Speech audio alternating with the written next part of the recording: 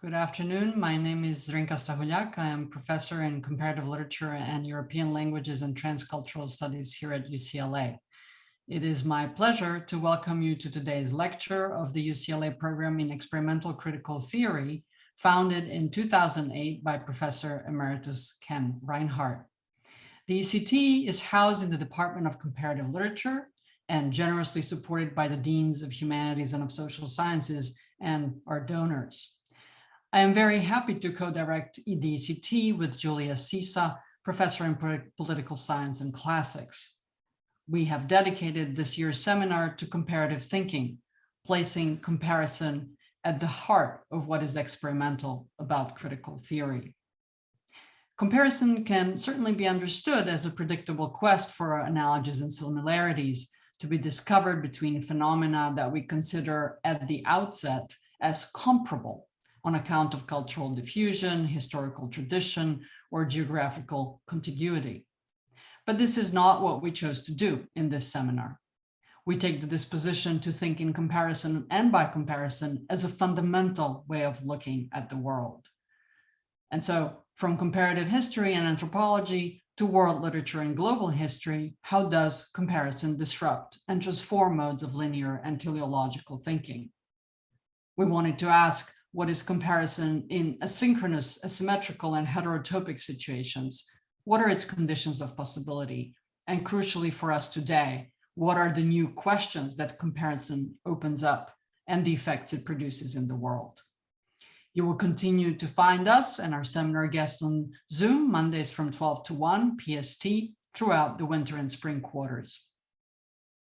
In this lecture, co-sponsored by the CMRS Center for Early Global Studies, Professor Sisa and I are very pleased to welcome today Adam Talib, Associate Professor in the School of Modern Languages and Cultures at Durham University in the UK. Professor Talib is co-editor of the journal Middle Eastern Literatures and translator of 4 novels from Arabic into English, the most recent of which is his award-winning co-translation with Catherine Halls of Raja Alem's award-winning novel, The Dove's Necklace. Professor Talib published in 2018, How Do You Say Epigram in Arabic? Literary History at the Limits of Comparison. In this book, he brings to light the previously unknown history of Arabic Makati poetry and demonstrates how extra-European literary histories can inform and radically transform both the intellectual basis of comparative literature and the landscape of world literature. By combining the perspective and analytical instincts of a comparatist with philological training in 3 key Islamic literary idioms, classical Arabic, Persian, and Ottoman Turkish, his work seeks to redress the imbalances of epistemic power that have shaped the field of comparative literature. In his talk today, entitled As Inconvenient and Offensive as Abundance, he will be answering this question. How can the literary traditions of Asian empires be incorporated substantively within the parochial horizons of literary studies? Thank you and welcome. Thank you very much for the kind introduction and invitation. I hope you can all hear me okay. I'm going to be looking down a lot, and so I think, if at any point you can't hear me or I'm mumbling or whatever, you'll probably just want to shout out rather than try and raise your hand or use the chat bar. I won't actually be looking at the chat bar, so I just want to put that out there. And then I'm going to begin, and I'm going to read primarily because I get nervous when I'm speaking in public. So thank you for the kind introduction and for the excellent coordination of this talk in difficult and changing circumstances. I'm very, very sorry that this talk could not take place in person. It would have meant a lot for me to visit the UCLA campus, to see friends and teachers whom I haven't seen in years, and meet my hosts and the seminar participants. I'm nonetheless grateful for a flattering and generous invitation to speak in this distinguished series. I'm hoping to share some ideas related to the practice and politics of comparative literature, but also for us to have a conversation to the extent that that is possible in this format with a large number of participants. So I'm going to ask you to begin preparing yourselves now, those of you who have something to say and are prepared to go on mic, so we can do this efficiently and awkwardly without any Zoom silences. So you'll find me in the middle of the talk stopping and asking questions, but you should also feel free to interrupt me if I say something that really irritates you or provokes an idea. My talk today is simple and informal. I want to draw attention to the real, that is concrete, methodological, organizational, in the sense of economic and theoretical problems of scale and proportionality in world literature, in order to get us thinking about relationality in comparative literature. And I will just share some slides here that are not essential to the talk, but they provide an interesting kind of background. Sorry, one second. There we go. I hope you can see those. Oh. So I am stuck on poetry anthology. So that is where I'm going to start. Ultimately, my goal is to get us thinking about area studies, world literature, and the political economy of knowledge production today in this prelude of unlivability, but I have to arrive at these things in my own way.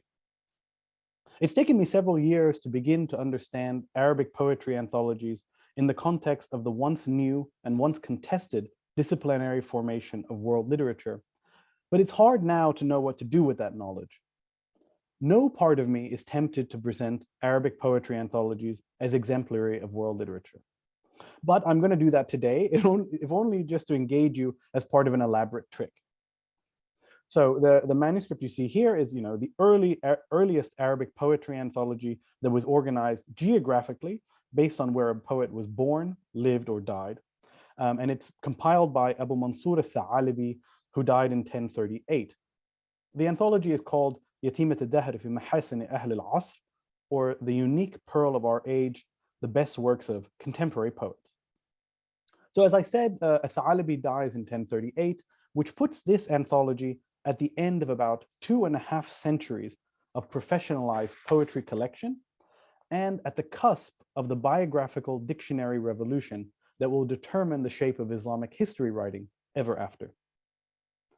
In this poetry anthology, which survives in countless manuscripts and is available in more than one 4-volume printed edition, the author sets out to demonstrate that the Arabic poetry produced in the multilingual and multi-ethnic former frontier region of Khorasan is as good, if not better, than that produced in traditional centers of Arabic literary production, such as Damascus and Baghdad. So this map, is quite helpful, I think. You can see here, you probably can't see my mouse or my cursor or whatever, but Naishapur is there in the kind of center right of the map. That's the hometown of the anthologist, and the map stretches as far west as Cairo. So this collection includes poetry produced by contemporaries in cities that the anthologist never visited himself. Some of these, like Damascus, are nearly 2,500 kilometers away from al-Tha'alibi's city of Naishapur. And the anthology also stretches to include poets representing North Africa, so not only Egypt, but far west North Africa and Islamic Iberia. The distance between Naishapur and Damascus is the same as the distance between Paris and Kiev, or Paris and Athens. Paris and Kiev were not part of a unified cultural network before print. And while Paris and Athens may have been, it was not a reciprocal and stable network of cultural exchange. Now, I'm not proposing a criteria for what will count as world literature, but if you want a text that asserts its own centers and peripheries, or a text that embodies circulation, or one that demonstrates the further interpretation and adaptation of a literary text beyond the original circumstances of its production, or a text with a long and active reception history that demonstrates its versatility and meaning in multiple contexts, or a text that stitches together multiple multilingual communities, then this anthology, like many in the tradition, checks those boxes. Somehow, despite checking those boxes, it fails to qualify. The anthology represents all those things that I mentioned, but according to the terms and conditions of world literature, as it's usually practiced, al-Tha'alibi's collection fails in a couple of key ways. So a minor way in which it fails, or a major way in which it fails, but one we don't have time to discuss, a minor way in which it fails is that it's not a narrative, right? So let's just get this out of the way. World literature is biased, as you all know, toward narrative in an exasperating and tendentious way with echoes of evolutionary psychology that need more time to unpack than we have now. For today's discussion, however, the crucial way in which al-Tha'alibi's anthology fails is that it is almost exclusively monolingual. Now, this is going to get a bit complicated because, as I said, one of the clearly stated reasons for the Anthology project was to demonstrate that Khorasan in the 11th century, where Persian was already becoming dominant, still belonged to the Arabic cultural sphere. The history of Arabic literature is full of writers producing Arabic in minority language situations to reiterate cultural linguistic affinity, belonging, and ownership. We see this in Iberia, West Africa, Iran, Central Asia, the Indian subcontinent, and Southeast Asia. This issue is itself a conceptual challenge to world literature, which affirms the petty and unreflective linguistic narcissism of nation states by elevating the condition of translation to an almost prerequisite. And I think, I want us always to bring these issues back, not only from the theoretical and the disciplinary to the kind of pragmatic, right? So when we think about the structure of our degree programs, whether at the undergraduate or graduate level, and we talk about students engaging in more than one linguistic tradition, we have to really, I think we really do need to challenge ourselves to think a little bit more about what we mean about a linguistic tradition and whether we are elevating, as I say, the kinds of, well, I'm not a linguist, so I'm not in a position to have this conversation, but the attitudes that people have toward the modern languages of Europe, it informs the way that we understand linguistic fields in the design of our university curricula, but they don't necessarily apply in pre-modern historical situations, such as the one that I'm describing here in the Islamic world. I want to stop now and just ask a question. Are there other world-spanning pre-modern texts that you would like to teach in the context of world literature, but have not been able to? And why, right? I mean, so if you can kind of identify, these world-spanning texts that would fit in a curriculum for a world literature survey, but don't fit, I'm curious to know what those are and why they don't fit. I would also be interested to know what are the world-spanning texts that do fit, that you are able to teach comfortably in that kind of environment. And for those of you who are students or who have been students more recently, what are the texts in your literature classes that were written, the world-spanning texts in your literature classes that you may have read, and how were they presented? Were they presented as being associated with one particular kind of quote-unquote national or proto-national culture, or were they presented as being world-spanning texts? And what I have in mind here is not a collection of texts, such as an anthology, sort of a Norton anthology style thing, not a collection of texts that represent a variety of ethno-linguistic communities brought together and made intelligible through translation into a particular imperial language, but texts that themselves aspire to contain a world.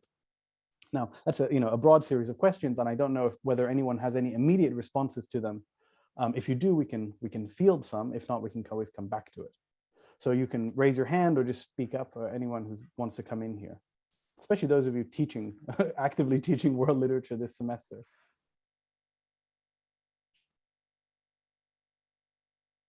Adam, I hope you won't, I hope you forgive my saying something that you know better than I, but the most universal text I know, the most global text I know is the Fihrist of Ibn al-Nadim.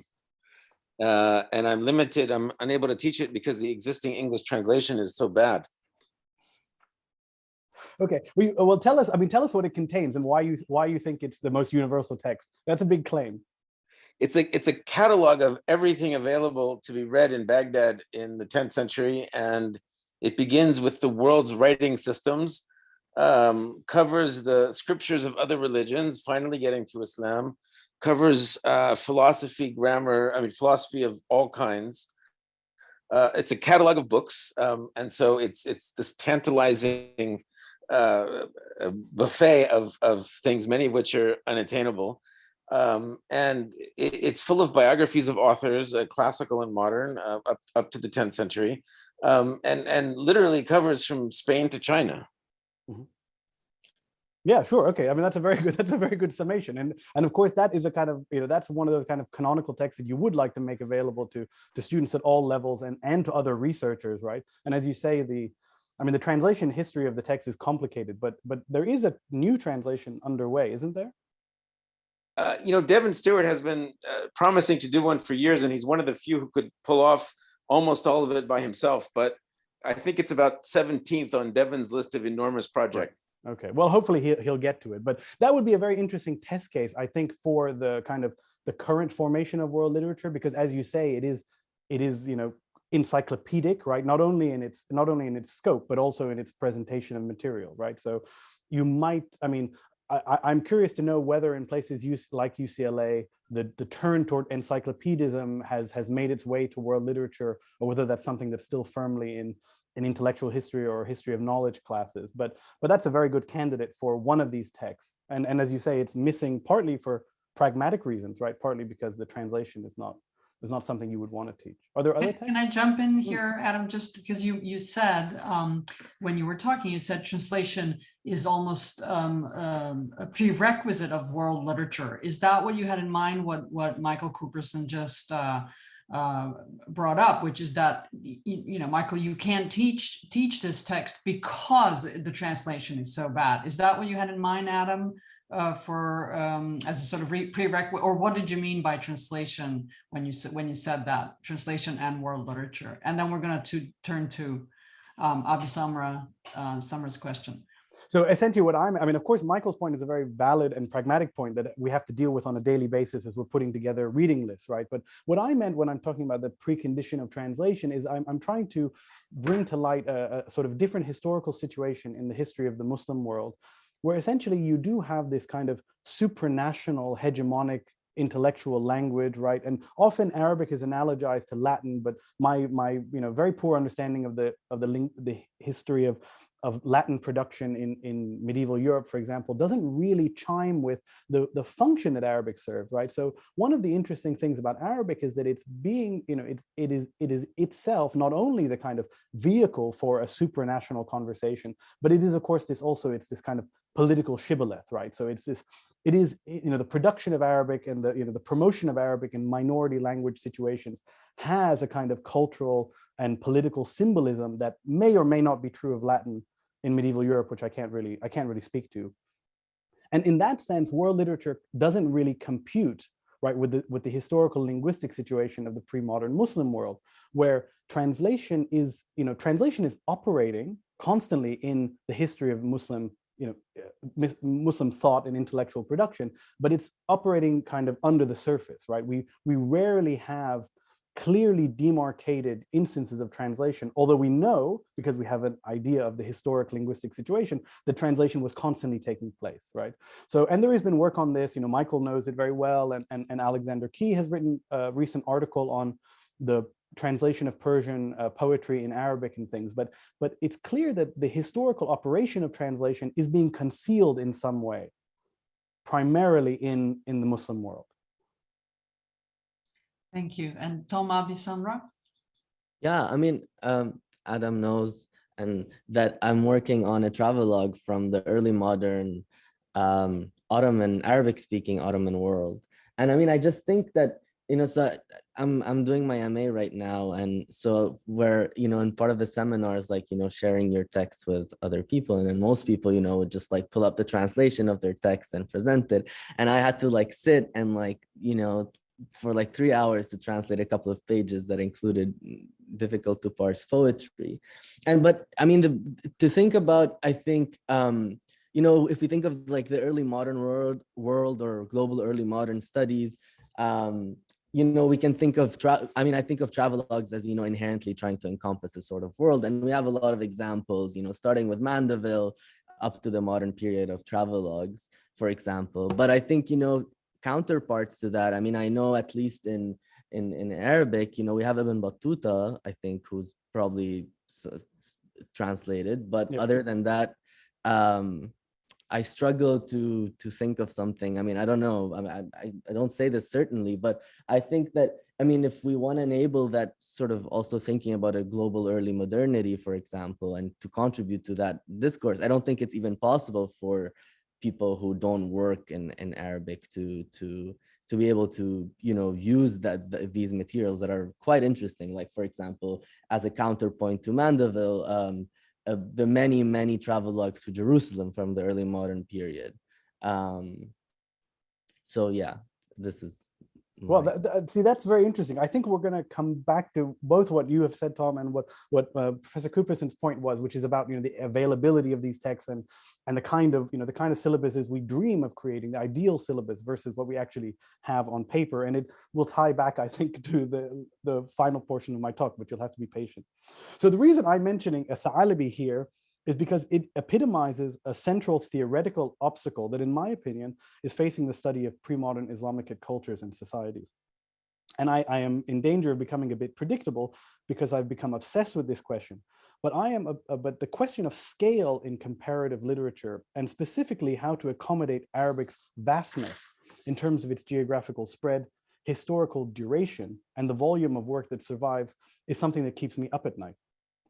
I do not think the tools and concepts that we use in literary studies or cultural history are adequate for this purpose, but I don't know where that leaves us, right? World literature contains implicitly its own scale, right? Or rather its own expectation of scale. But scale is primarily understood as a problem of quota, distribution, page count, or identity categories. It has not usually been seen as a critical problem or a historical condition that's worth thinking through. But that's clearly unsatisfactory, if only because scale makes possible the kind of cross-cultural and expansive comparison that we aspire to. The problem of scale does not just affect Arabic. It determines the fate of all imperial Afro-Asian literary traditions that are inconveniently and offensively large, old, and extant. In 2019, I was invited to a workshop to discuss poetry anthologies in the medieval Latin West, and I actually had a good time at the beginning. It was a treat to be amidst interesting and affable specialists of a variety of European literary traditions in the priggish ambiance of a Cambridge college in summer. One of those places where around every corner there's a scene from a movie you wouldn't want to watch. We were probably only there for 2 days, but time started to move slowly. And I felt myself getting dragged into conversations I'd had before, producing monologues I'd rehearsed and knew by heart, playing a role I didn't enjoy, and misrepresenting my politics in circumstances outside my control. I was being inconvenient and offensive, and I couldn't find a way to stop. Where do we go when we find ourselves on the margins of conversations we naively hoped we could avoid, right?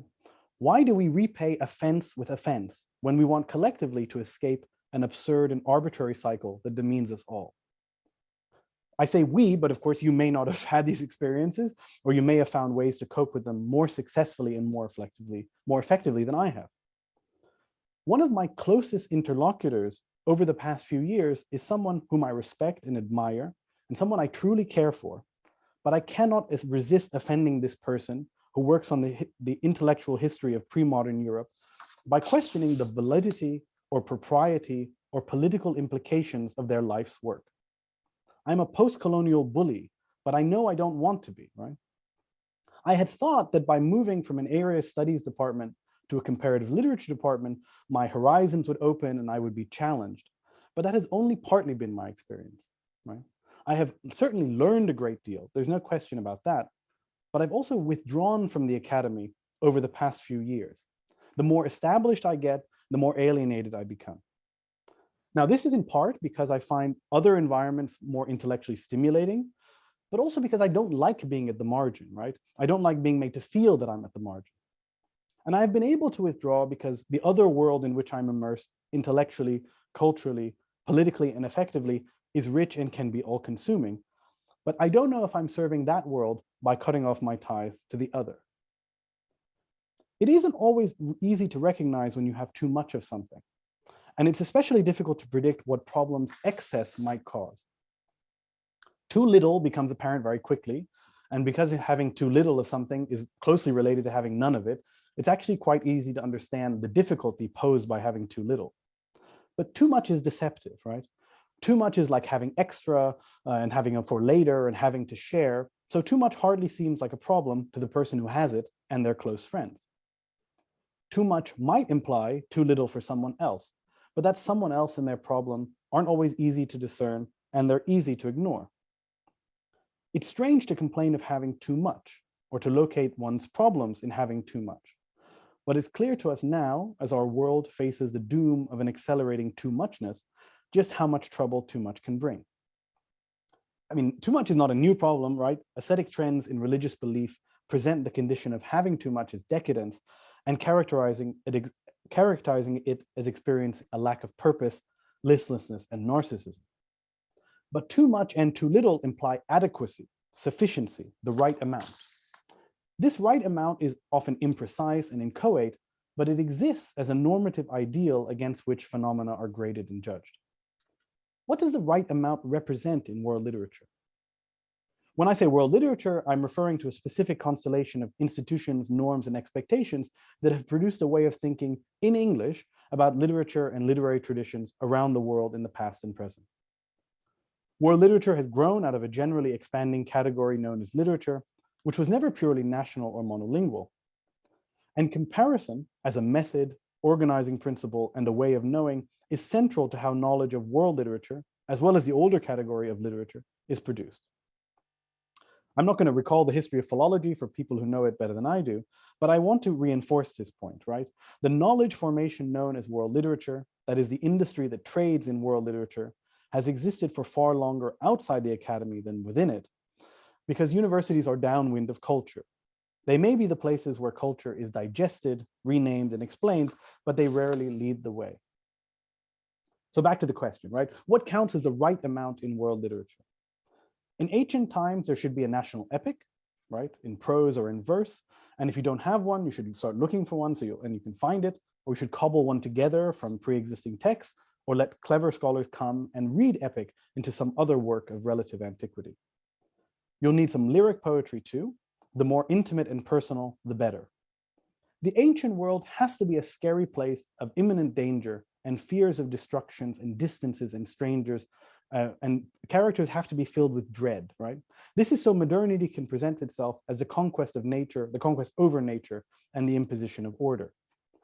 That being said, you don't want a lot of publicly performed ruler worship because that's far too ancient Near Eastern and it strikes us as somewhat vulgar. Okay, you don't need me to do the rest of it, but I'll keep going. In order to have enough in world literary terms, for the pre-modern period, you should have some plays or otherwise ludic works of social intrigue, pastoral and erotic poems, religio-mythic narratives, artifacts from court life, classifiable folktales, and texts of abstract but intense spiritual contemplation. When we come to modernity, the requirements are even more formulaic and specific, right? So there's a novel about the nation's primary city. There's a modernist experiment that is still recognizable as a novel. There is a modernist experiment by a woman, and there's poetry free of meter and rhyme, and everywhere there should be the political. What was vulgar in the pre-modern becomes evidence of sophistication in the modern. Texts, that is novels, plays, pamphlets, satires, essays, show the citizen subject relating to the nation administratively, biologically, spatially, economically, but above all, affectively. And these standards didn't fall from the sky, right? They were produced in and through comparison. The nation state and the culture that serves it is a constant looking over the shoulder at others in the community of nations. This bundle is more than the minimum needed to join in the world literature game. It's approaching enough, and it's what will enable a tradition to be a contender. But you know that world literature is full of also-rans and losers and participants, right? Those with too little of the right thing. What's strange about world literature is that you can lose by having too much as well as too little. Arabic is one of those literary traditions that has too much. It has far too much. Written Arabic is an imperial and hegemonic language that is significant in world historical terms because it became both hegemonic and recordable in late antiquity, and because this dominance lasted for more than a millennium and a half across a broad and varied geography. As a result, there's just too much of it, right? There wasn't too much Arabic literature in the past when there was more of it. The system that developed to make sense of it does not appear to have buckled under stress, but later in the comparative present, a time of limitless data and limited patience, the excess of Arabic and other Asian imperial cultures can only be considered inconvenient and offensive. You know, the stereotype, which no one will actually say, but the stereotype is that Asian imperial cultures are inert, right? They fail to generate creative and sophisticated intellectual engagement. But this perceived inertia, I think, is in part a reaction to their monumentality, right? Their volume and their mass, not just their content. It's clear that many of the debates about world literature, as it's currently practiced in the English language, chiefly North American academy today, deliberately failed to engage with the history of literary production in world systems before the rise of European hegemony, because there can be no world before Europe existed to dominate it. For that reason, conceptualizing the vastness of Arabic written culture is a pressing theoretical problem with implications far beyond the limited boundaries of the field we call Arabic literature today.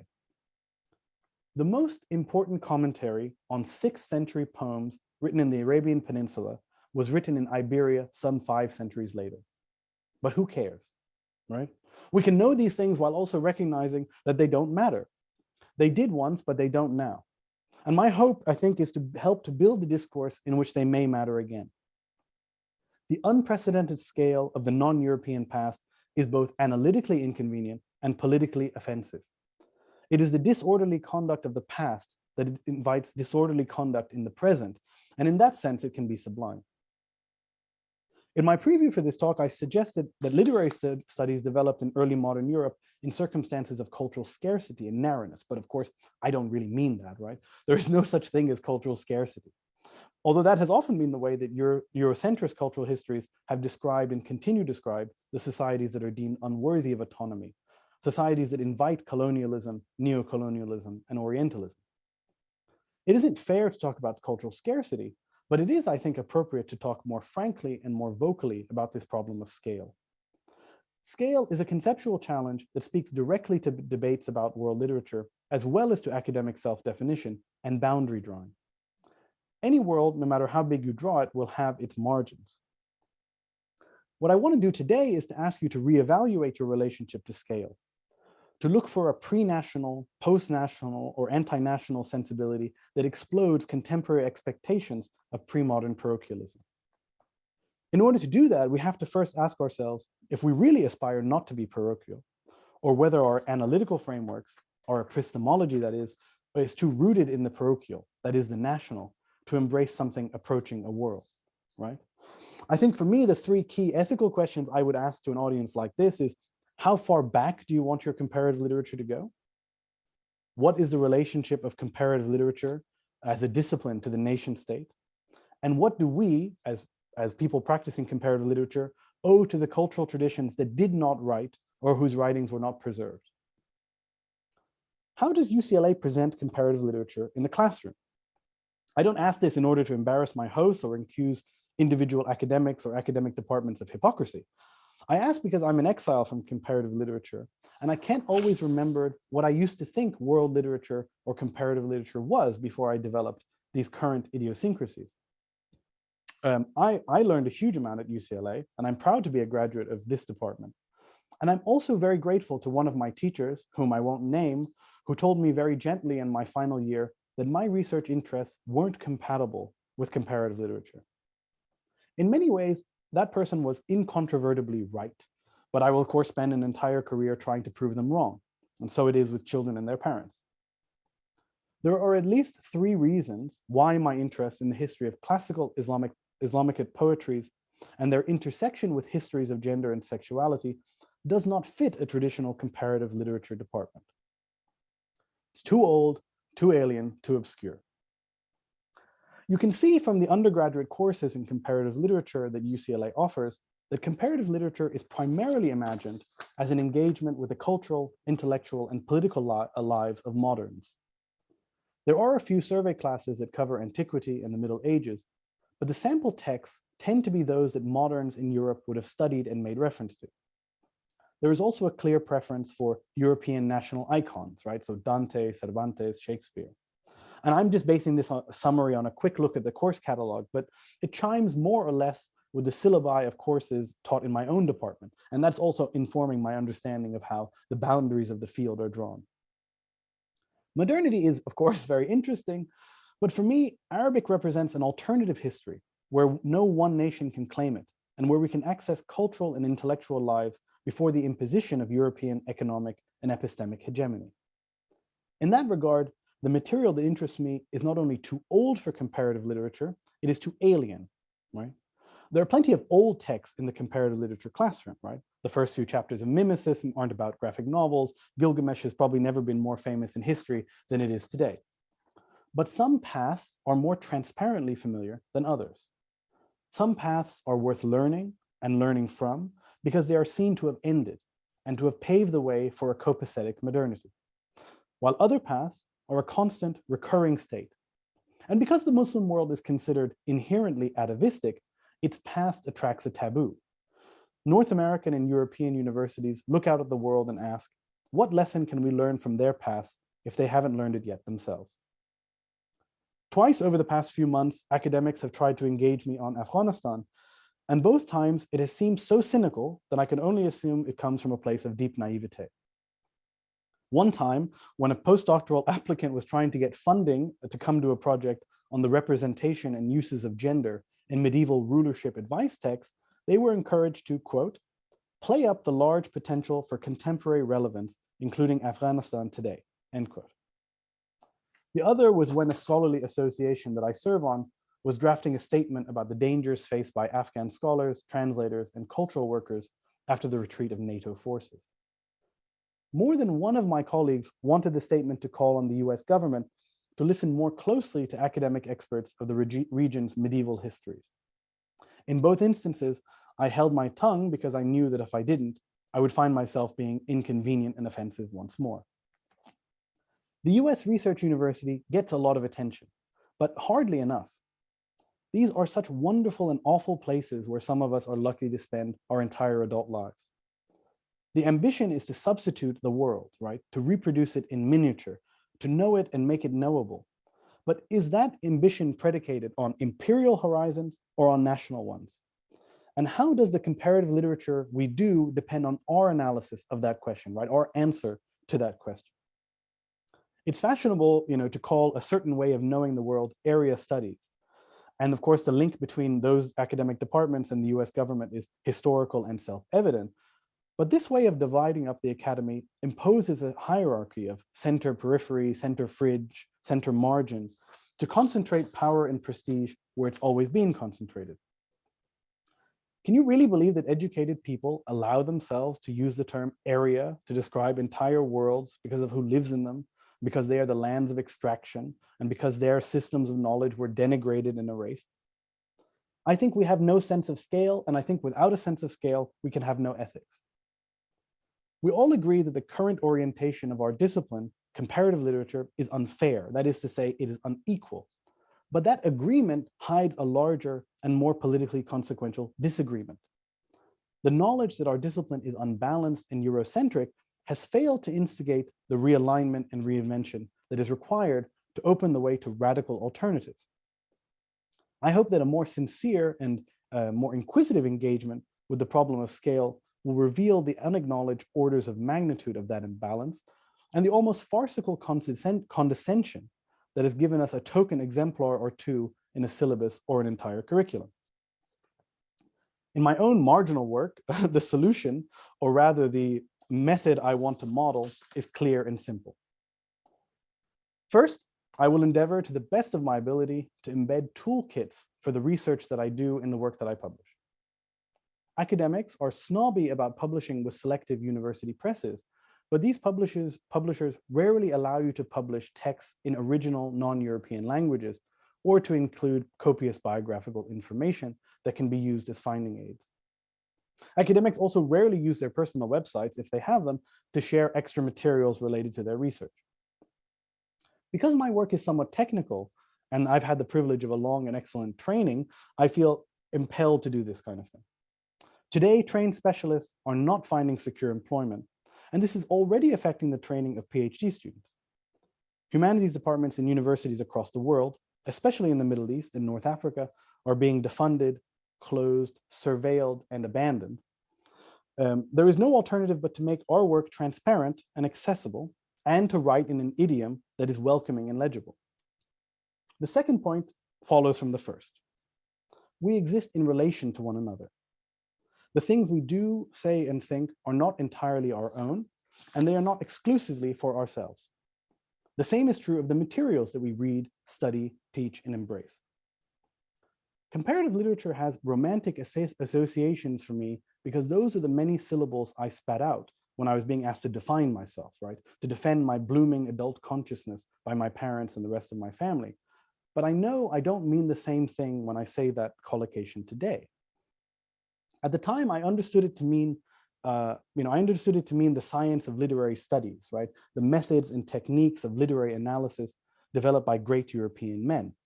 I also understood it to mean that I could read in multiple languages and had therefore risen above the parochialism of my suburban upbringing. But now when I say comparative literature, I mean something else entirely. For me, the comparative is a reminder that literature is relational. Literature may mean different things in different literary traditions, but in all those traditions, the text or the performance or the phenomenon mediates among a constellation of social actors and is itself mediated by one or more actors in a relationship of creative instability and potential. Now, that isn't something that I understood about comparative literature until I went away from it and immersed myself in an obscure margin. It's from those obscure margins that we can come together to build a new field, premised on curiosity and respect, in which our goal is to relate and not merely to compare. Thank you very much. I hope I've left time for questions. Yes, I'm sure I have. Thank you, Adam. Yes, I will let you perhaps stop sharing. Yes, great. Thank you. Let me open up the podium to our audience members. I just want to say thank you first while we let everyone think of questions for you.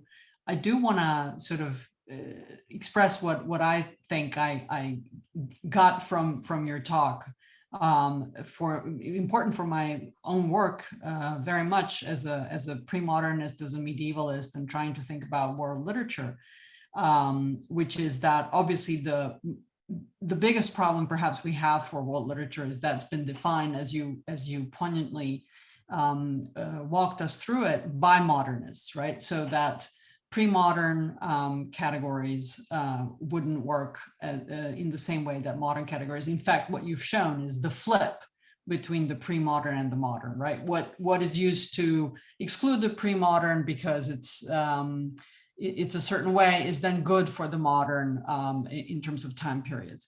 But I also take something very important for me here, which is that I would have, for example, said, how do we decenter in the hegemonic language or in the hegemonic disciplines of Anglophone academia?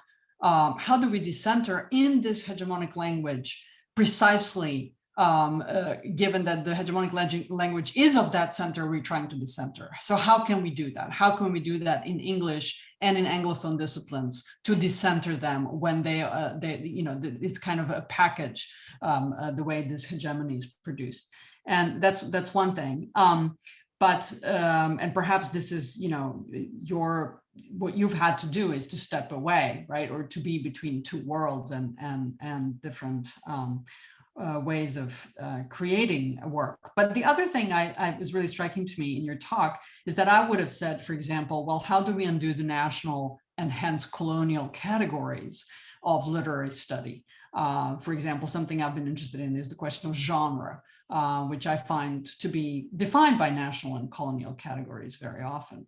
And so what I take away, then I would have rephrased that perhaps to say, well, how do we create imperial categories of analysis? But really what I take from what you've said is, how do we change the question, not from to ask how do we create imperial categories, how do we create different definitions of scale, right? So moving even away from sort of categories of analysis to scale. So that was really very interesting, and thank you for that. I think, can I just come in really quickly before another person asks a question? Because I think that's a very, one is a more cogent reformulation of what I was trying to present, but also because I think you raised a really interesting problem, which is when I try to engage with this question of the centering or decentering of the hegemonic language, in this case being English, right, or any language essentially which is a prestige language, which is the medium of teaching in a prestige setting, I always feel a bit insincere, because ultimately what what you're aware of as an Arabist, right? So as someone who is, who's representing this kind of literary tradition, is that you're also representing a former imperial literary tradition. You're also representing a former language of domination and a language around which institutions of learning and prestige and canon were created, right? So it's actually, I think, I mean, of course, there are going to be Arabists who disagree with me, but I personally find it uncomfortable. I find it uncomfortable pretending that Arabic could perform that role. Of course, I mean, we should have more Arabic in the Western Academy for all kinds of reasons, but Arabic, like Chinese or really any other Afro-Asian imperial language, is itself, a hegemonic language that is predicated, it's quote unquote success, right? The reason why it exists already in the academy is because it was the vehicle for cultural domination and erasure and all kinds of horrible things, right? So it is, horrible or beautiful, right? Depending on who you are and how you feel about it. Thank you. I'm gonna, yes. Ananya Chakravarti. Hi, Adam. Such a wonderful and generative talk, as always. And I should out myself as an interloper. So I'm a historian who occasionally uses poetic sources, but I'm very much as a historian. But I think the question of scale is so relevant because at least one of the things as a pre-modern historian, especially when you're working with theories that are coming from, say, the politics of nationalism, which I would class post-colonial theory to come from within that world, right, is again that there's no scalar fit. So if you wanted to look at the history of Portuguese, for example, then why would you, I'm working on a treatise right now that was written by a Goan Brahmin that was fully participating in the Republic of Letters, and yet that kind of text falls out both from histories of Brahmanism within the construction of Brahmanism within the history of India, as well as the history of Portuguese literature. So that problem of scalar fit is both, I think, a political problem, but also a disciplinary problem. So I wanted to kind of think about how, particularly if you're teaching in the diaspora of where we are actually studying, how do you tackle that? I don't know, Domenico, I don't know whether you are going to ask a question on similar lines. If you are, then we can maybe hear from you first, because I don't have a very good answer to Ananya's question. Other than to say that presumably there is, other than to say that presumably there are technological tools that will help us visualize these kinds of things, right? So one of the things I thought about doing when I was going to present this talk was, there is this number that you can kind of find cited in certain articles, but because I'm not an expert on, the medieval European manuscript tradition, I don't know whether it's a reliable number, but there is this number of about 2.9 million manuscripts. And, I think other people here will be more aware of the history of the formulation of that kind of figure, right? But we're in no position to do that for the rest of the world, right? We know that it's an order of magnitude larger, okay? Because that's just the historical circumstance in which we are, but we're not in a position to actually generate that kind of thing. And then I sort of think to myself, what would that number actually tell us? I could tell you, okay, there's 10 times as many or 100 times as many and things like that. But what I need to be able to communicate in teaching, right, is, I think both in the Arab world and maybe outside of it, is you need to be able to explain to people the texture, right, the richness of pre-modern intellectual culture. And a number doesn't do that, right? A number doesn't do that. The only thing that actually does do that is stepping away from the comparative, right? Where the comparative or the kind of world literature tokenism is premised on taking one here and one there and imposing this, this idea of whatever, either commensurability of genre, but also a level playing field in terms of distribution of intellectual resources around the world. It doesn't actually tell you anything, because the kinds of cultures that I'm immersed in my research are highly textual ones. They're ones that I cannot relate to, because texts are a big part of my life, but they're not as big a part of my life as they were for these historical subjects, right? So I don't even know if arriving at better visualizations or better figures will help us answer that question. The whole vocabulary, right? The way we think about intellectual production is premised on a scale which we internalize from a very young age, right? When I imagine a book, I imagine a 250-page book. I don't imagine a 4 or 12-volume book. And that is a fundamental problem of acculturation that I don't know how we address.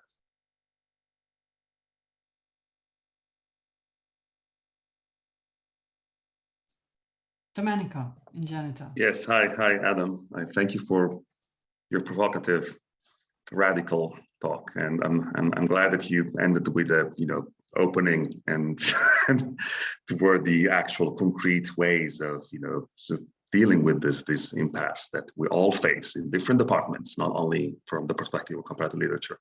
We're all comparatists to even within the very center of area studies, and that's a problem that comes up all the time, also among disciplines within the same area. I have a question about the problem of scale.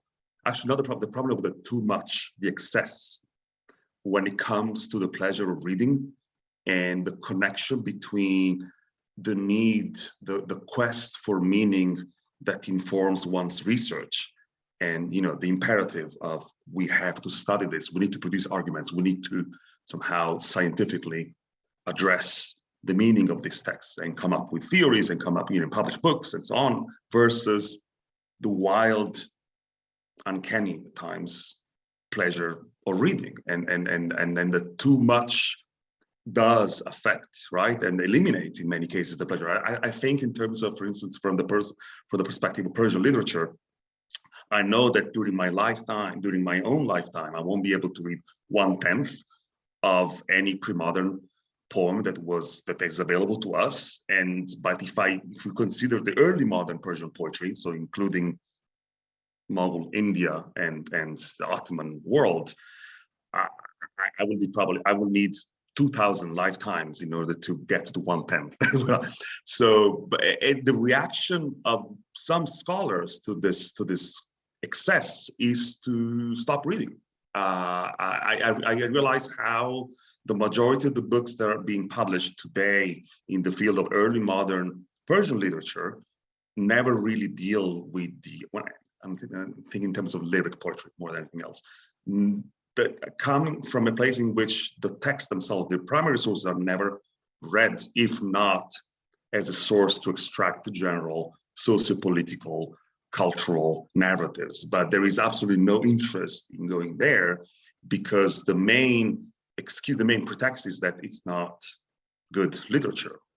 And I always wonder what is the standard that is applies in this case, and these same publications try to open up the field and say we need to look into the Persianate and to the non-Iranian Persianate to understand Persian literature, but the study categories that are applied and that which also shun, right, the act of reading, of the pleasure of reading, are colonial and are Victorian, are not even modern Western. They belong to a completely different set of paradigms. So I wonder whether this is a problem that comes up, in your cogitations on these issues, and what solutions you might suggest.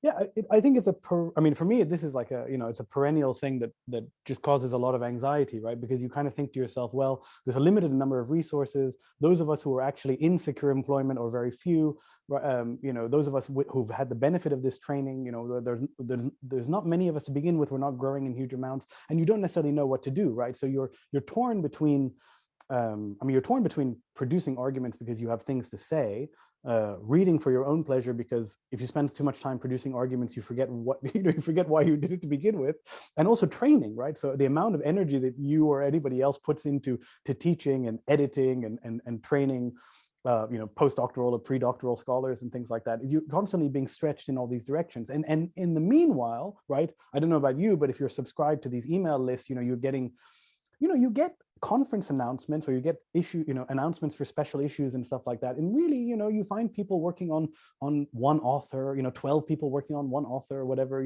My friend, the early modernist, who I use as a kind of prop in my talk, he works on Montaigne, and if he decides to stop reading Montaigne for the next 10 years, Montaigne industry is not going to collapse, right? But if you and I decide we're not going to work on these particular things, then we do feel this kind of guilt, right? There is this kind of the guilt of being in a small field, and it does keep me up at night. And I often feel that there's a certain amount of pressure. There's a kind of centrifugal force pulling people toward the kind of broader arguments in places like comparative literature, global history, making arguments as broadly as possible for a wide readership and things. And that that is the kind of divided loyalty, right? So we know at the one and the same time, if we're not doing archival, careful, technical work that we were trained to do, it won't get done, right? And if we don't constantly appear in the face of the broader kind of academic community, then our field will remain marginal, right? We have not answered that question. The only way we can possibly arrive at an answer to that question is to change the ethics that the wider academic fields are premised on, right? The wider academic fields are premised on a perverted ethics, right? Of attention, right? Of quote unquote centrality, of readability, intelligibility, all the kinds of values that go against what we need, right? What we need in order to be able to do serious work and to not essentially be the last generation of Arabists or Persianists, right? I mean, you know, it's clear to me that that is an existential crisis that those of us in, you know, at this stage in our careers are actually facing, right? You know, we are not certain that the work that we do will be carried on by subsequent generations of people. And I'm not just talking about, you know, because of social collapse. I'm also talking about the collapse of particular academic departments.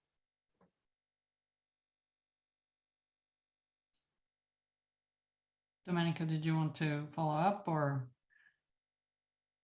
Okay, I wanted to, if there are no other audience questions, I did want to just follow up on what has been said, which is, it strikes me, you know, that world literature, we're talking about world literature, and which obviously has been defined, Adam, by, again, modernists and Europeanists, as we know.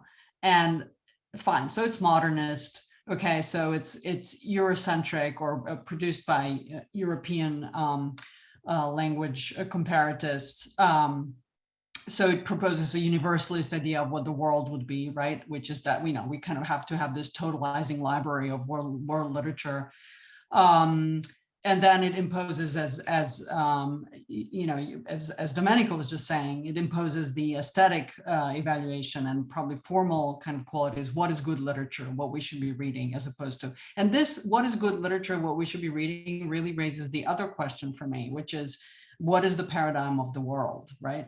What do we mean when we say the world or world literature, right? And so I don't know if you have any answer to that, but it seems to me that we're even accepting the idea, you know, we're kind of struggling with scale and fit and what are the categories and, you know, translation, all that. But that comes out from this kind of definition that we as a premise accept what world literature would be, as if we understand what the world is.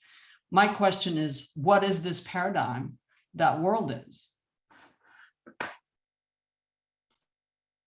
Yeah, I mean, that's obviously a fascinating question. I mean, there is obviously there is a double kind of question to that, right? So is it the world of our historical subjects, and that is a kind of interesting question that I think is actually very, you know, it's a very valuable historical vein to go into, right? Because I mean, you get it in every text that produces the world. You get the kind of the map that is the kind of conceptual map. That's why for me, a Talibi or other kinds of, you know, pre-modern Arabic compilers are so interesting, is because you can see their kind of quote unquote effective geography, and that's a map that changes over the course of history in the Islamic period and things. And Arabic has that central role, I think, in delimiting this effective geography, right? So, you know, you see maps where you see this kind of, you know, very broad political contiguity that stretches from, you know, Islamic Iberia in the West all the way down to, you know, the Indian subcontinent. And of course, that was never a condition, right? That is the production of Arabic, right? Essentially what Arabic produces for us is this kind of contiguous political map that can be then, you know, contrasted against